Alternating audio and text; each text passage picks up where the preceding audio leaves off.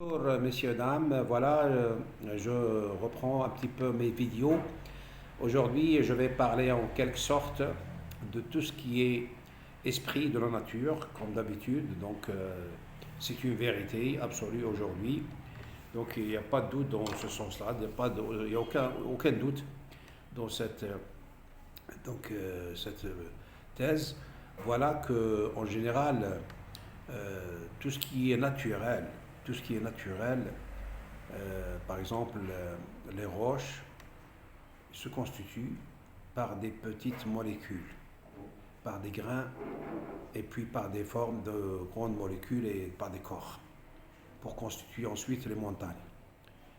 Les, les particules, les petites particules, les électrons et les éléments chimiques donc, se joignent selon leur adaptation, selon leur euh, polarité, selon leur aussi constitution. Donc, par exemple, NaCl, le Na, le sodium et le Cl, le chlore, se joignent et s'entendent de point de vue, donc énergie, de point de vue positivité ou négativité, ce qui en quelque sorte fait que ce corps se joigne à leur convenance. Donc cette association naturelle et cette liaison naturelle, elle provoque un esprit global de ce corps, de cette molécule, de ces objets qui se constituent à partir de cette association naturelle de molécules et d'électrons, etc., d'éléments chimiques, éléments chimiques. La même chose pour les pommes, la même chose pour les oranges, la même chose pour les fèves. Donc tous les produits agricoles donc, se sont constitués naturellement selon leur constitution chimique et leur carte génétique. Voilà en quelque sorte l'être humain. L'être humain aussi, c'est un ensemble d'éléments chimiques qui se constituent.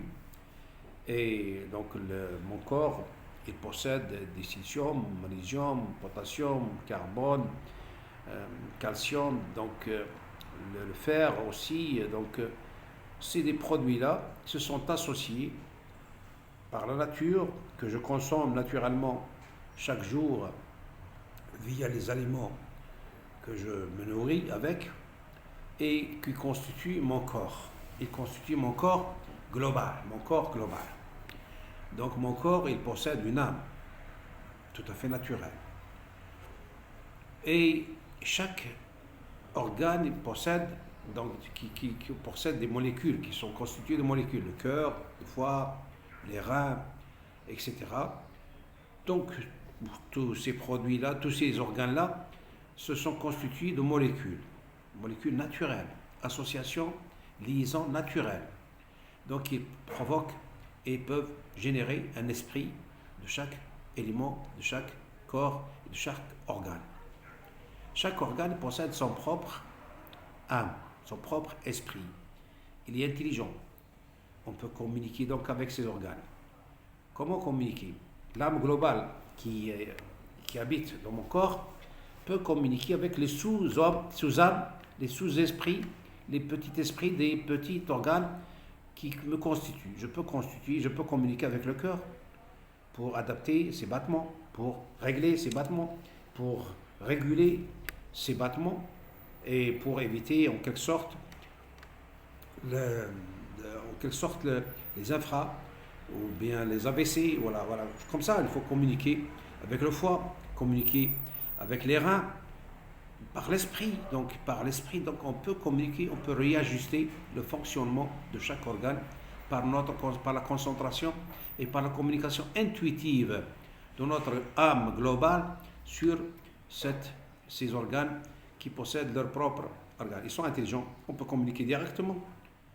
Et oui, on peut communiquer avec des communications télépathiques et un langage. On peut faire un langage, un dialogue avec eux. On peut dialoguer. Qu'est-ce qui vous manque? Et lorsqu'ils nous disent qu'il y a quelque chose, une insuffisance dans quelque chose, automatiquement l'idée s'injecte dans notre esprit qu'il y a une insuffisance dans ce sens-là. Par exemple, le calcium, le lait, par exemple, je ne sais pas. Par exemple, le vitamine C. Voilà, on peut réajuster, on peut reprendre et réalimenter notre corps en produits déficitaires. Donc voilà, en quelque sorte, ce que je voulais vous apporter aujourd'hui sur ce sujet. Et c'est très important donc de comprendre donc, et aussi de se mettre donc, dans cette philosophie télépathique qui dans la psychomatière. Donc en général, c'est la psychomatière qu'il faudrait utiliser. Et je crois qu'on peut y réussir à développer notre intelligence et notre corps qui soit sain, qui soit donc avec une longévité de vie importante pour collecter davantage de hasanat dans notre parcours existentiel. Voilà, merci, je vous remercie mes amis et bon courage. À la prochaine fois.